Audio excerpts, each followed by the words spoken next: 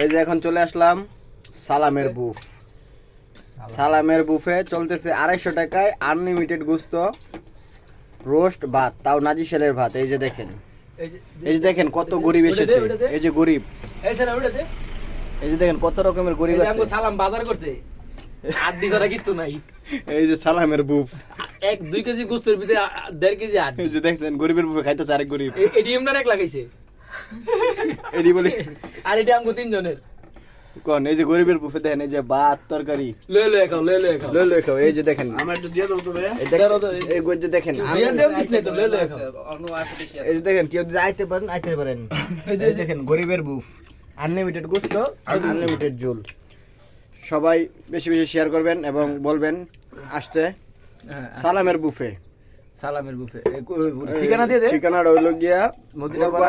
মদিনাপাড়া। একটা কথা বলো না, ঠিকানা হইলো নিজে নিজে নাই খাইবেন।